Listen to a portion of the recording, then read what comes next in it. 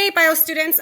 So here's the deal. I know that we're almost to the end, and so some of you may care more than others on how you did on the Google form checking for understanding.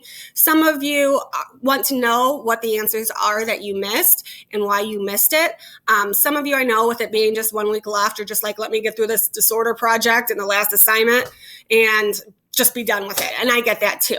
But I want you guys to have a chance. And in class at these checks for understanding, I do like to go through them and explain the rationale for the answers. Most of you, if you had it wrong or had partial credit, it was wrong.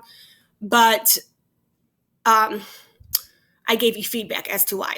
So oftentimes, if you have any kind of coherent answer that is on track, I will give that to you.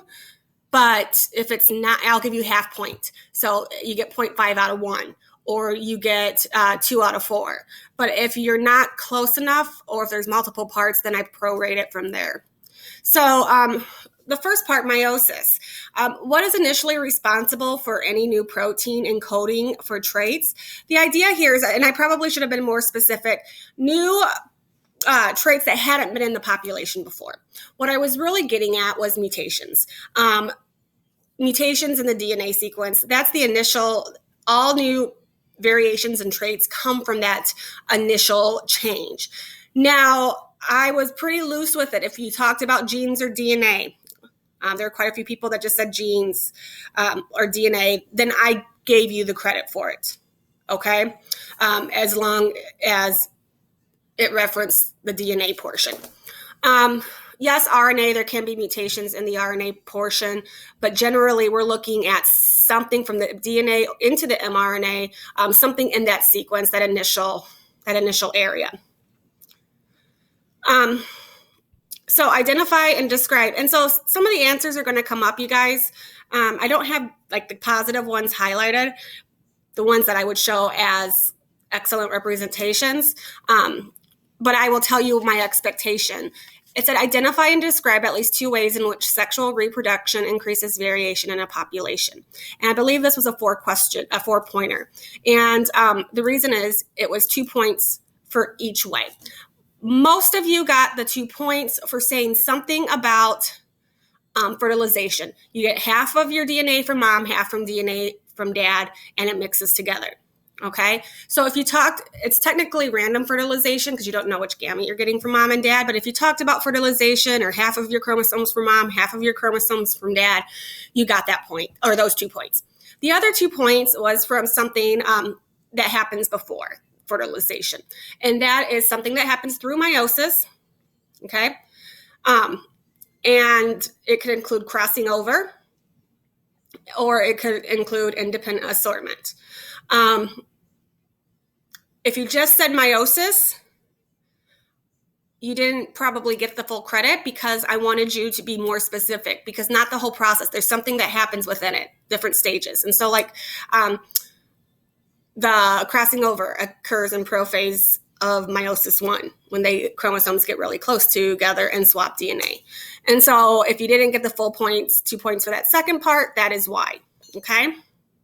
So something about fertilization, half from 23 parents from each parent, and then something about crossing over, independent assortment, segregation of genes, etc. Besides increasing variation, why is meiosis necessary? The answer is because it halves the number of chromosomes in the gametes. So now instead of diploid cells, you have haploid ones. That way, during fertilization, when you have 2 haploids come together, you'll have that be back up to that diploid organism. So you needed to talk about the chromosome number. Now, a lot of you talked about, if you got it wrong, variation, about some being more fit than others. Well, that's a result of the variation. And so new life comes about. Well, that's because of variation. And so if you didn't get the full credit, it's because you probably restated it and I said it somewhere. I needed something with chromosome numbers. So increasing variation and reducing, it's a reduction division. So that way when the 2 gametes come together, they have the correct number of chromosomes in the resulting cell. True or false, somatic cells undergo meiosis. Somatic cells are what your body cells are. Somatic cells undergo mitosis. And I know that sounds kind of weird. They call it gamete-producing cells. If you're talking about cells that undergo meiosis, they're not referred to as somatic cells. Somatic cells are your skin cells, your liver cells, pancreatic cells. So that was probably the trickiest one for people. Most of you did awesome on this. The two tools that you learned to predict probability, pedigrees, and Punnett squares. Okay, you can use both of them to predict the chance of having an offspring with a certain trait. What is the difference between genotype and phenotype? Phenotype, pH, physical expression. It's physical expression of the alleles. The genotype you needed to talk about, it's just the combination of alleles. Or some of you said the combination of genes, or like the molecular level. Whereas phenotype is the physical expression of those alleles or those genes. Everyone got this one, so I'm going to skip it. Capital is dominant. What is the probability two parents who are heterozygous for a cleft chin, which is dominant, have a child who does not have a cleft chin? Well, let me see if I can do this. I'm going to open up a new window. And for this one, what's the easiest way for me to get to drawings?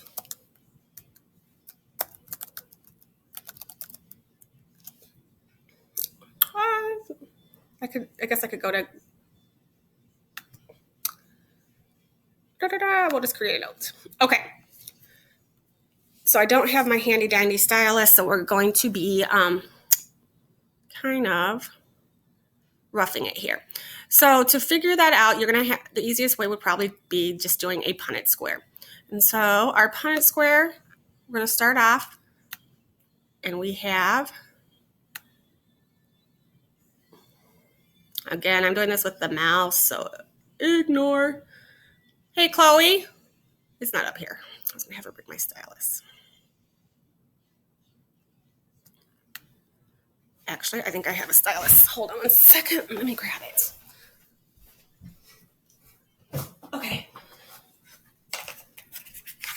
So here's my little square, and the Punnett square has 4 boxes. Because what's going to happen is you are going to have 2 alleles coming from mom, 2 from dad. And so here, we're going to call big C and do a little c. I kind of try to make it get a little curvy. C's are hard to do cursive. I often do cursive. Usually I pick letters that don't look so much like each other. But for this, I'm just going to use C because it's cleft. So they're heterozygous. Hetero means that they're each have one dominant and one recessive for a cleft chin, which is dominant. And so my note that I was drawing, where are you? Where are you, note? There we go. So cleft is dominant. No cleft, I believe, is what I just said, is recessive.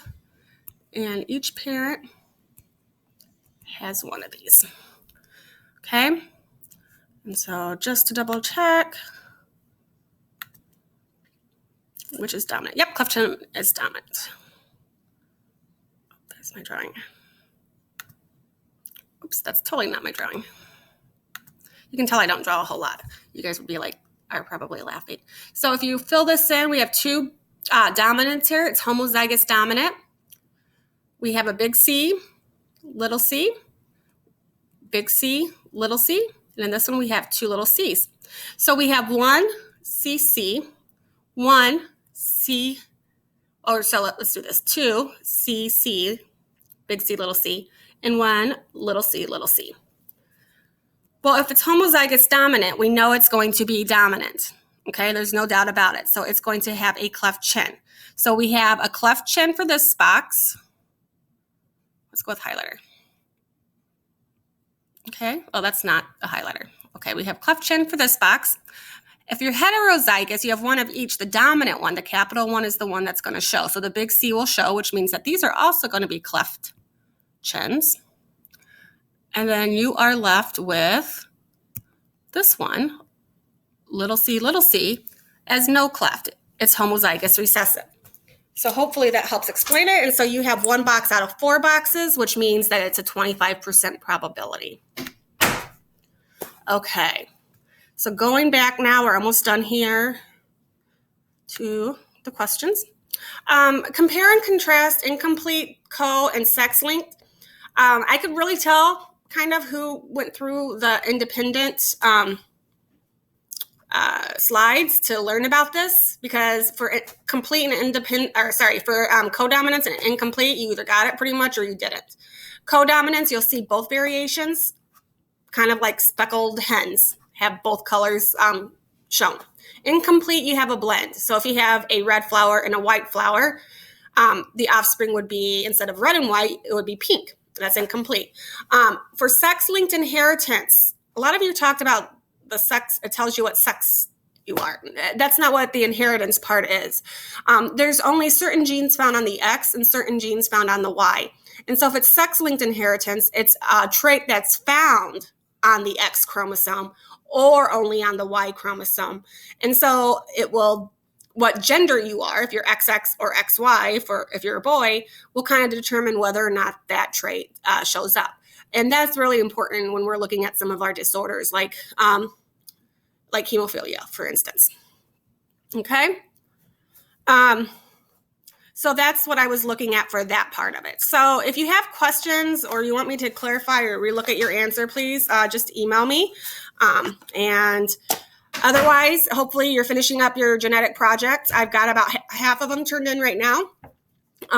Then we're going to do that little Ed puzzle on natural selection. And then we have another Ed puzzle just because time is running out and it's the most efficient way. And it's one that I look forward to every year to show students that we will be watching for 2 of the class periods next week. So I hope you guys have a good day. Let me know if there's questions.